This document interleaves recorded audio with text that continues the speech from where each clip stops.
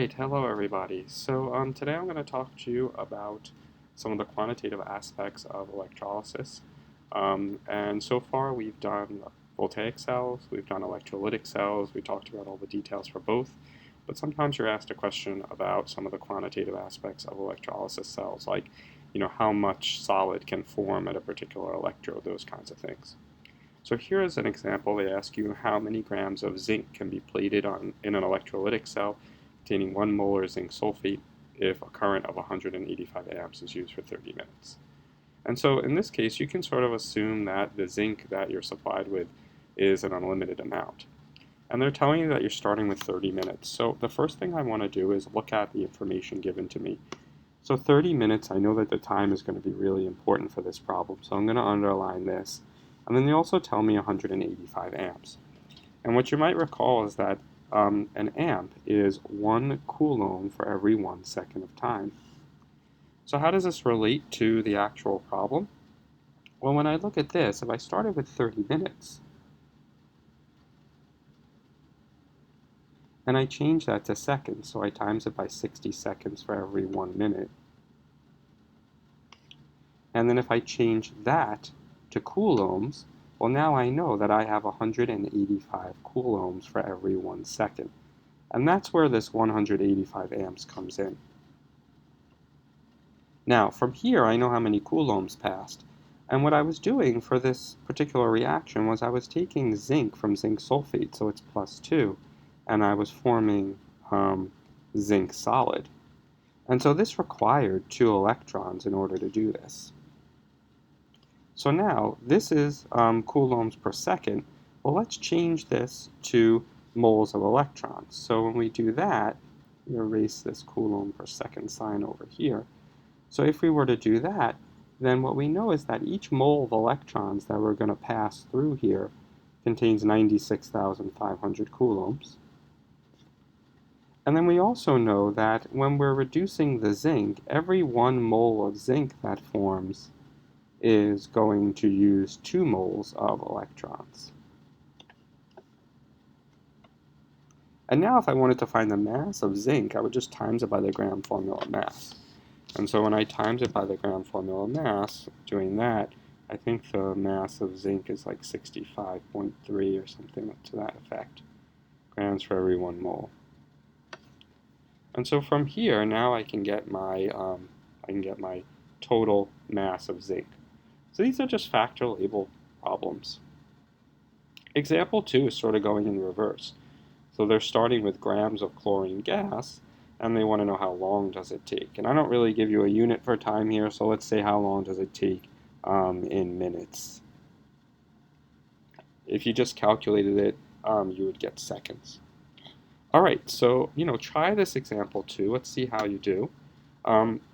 Also calculate an answer for question example 1 here, and let's see how you do with those. All right, so that's quantitative aspects. Let's review a little bit about redox titrations. We did one of these earlier in the year where we did a redox titration with bleach, and it was so interesting because when I was looking at an IB exam, they actually had a problem where, they did a redox titration with bleach. And I've seen this kind of, not this exact titration, but I've seen this on the AP exam too. Now with the IB exam, some of you watching this video may not take the IB exam, but most of you will be, at least if you're in my class. And so something that the IB does is they give you 3 trials, and then they actually expect you to ignore the first trial. That is supposed to be the rough titration, and so they want you to sort of leave that out. Even though the data is probably going to be somewhat accurate, they want you to leave that out. So here they give you this data table. They tell you how much of the sodium sulfate you're using in the titration, and here we can see that is equivalent to my thiosulfate ion. And we have our bleach solution here. This is my bleach solution. And so we could write an overall net ionic equation by adding these 2 reactions together. And so what would that look like? Well, if we were to balance those 2 equations and add them up, the I2 would cross out with the I2, The I minus would cross out with the I minus, and we would be left with ClO minus, which is our bleach.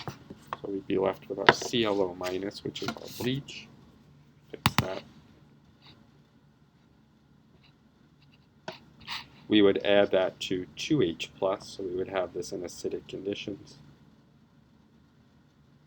And then we would add that to our 2 thiosulfates.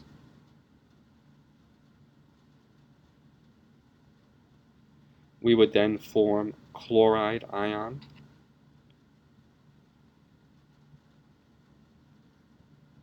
We would form water, and we would form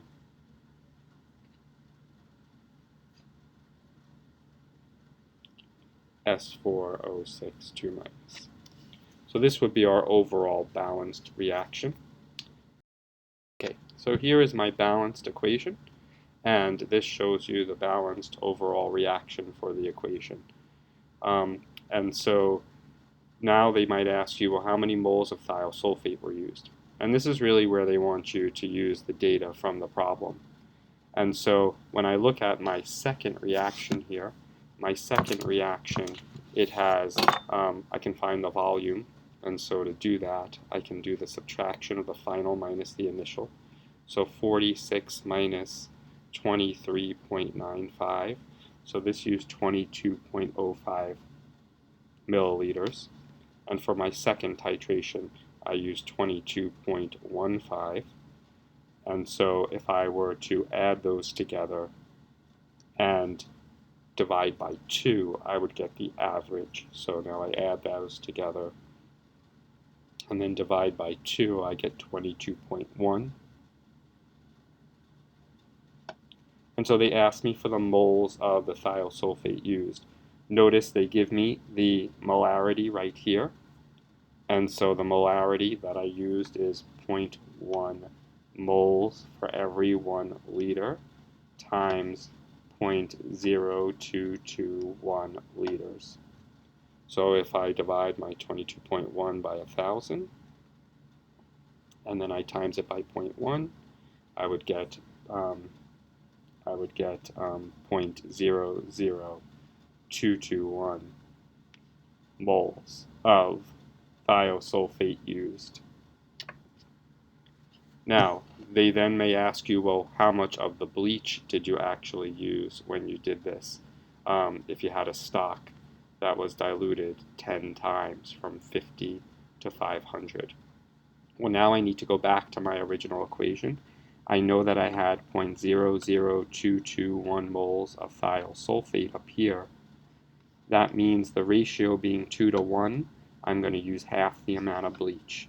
So 0.00221 moles of S2O3 minus, 1 bleach molecule for every 2 thiosulfates. And so that will give me my 0.001105 moles of ClO minus. Now, that was per 50 milliliters. So I can take that and I can divide it by 0.05 liters. And I can find my concentration from there. If I do that, and I divide it by 0.05, I get that the concentration was 0.00221 molar. The thing is, though, that it was diluted 10 times. They want to know the stock, the original. And so then I would times it by 10. And that would give me 0.221. And so this would be my concentration, 0.221 molar. Okay, so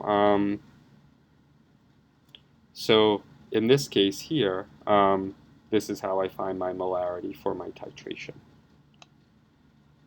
For the Winkler method, this is the last thing on this slide, and this is slideshow, and this is an IB only type of reaction. And basically, it's a complicated redox reaction, and what they're trying to do is get you to determine the amount of oxygen dissolved in water, aqueous oxygen. And so they go through these series of steps. You do not need to memorize these steps. Now, a problem would give you sort of a modified Winkler version and ask you questions that were stoichiometry redox based. So something that you can do is you can add up all of these reactions together and get an overall reaction. So that's one thing, add up steps. And the other thing that you can do is you can compare using mole ratios. So you can compare different substances using mole ratios to figure out, how many moles of oxygen did I have, how many moles of this substance did I use. So a sample Winkler method problem is here on this slide.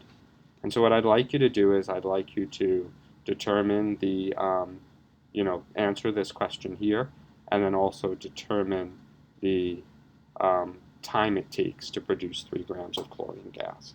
So please do that, and we'll talk about that tomorrow in class. Thanks so much.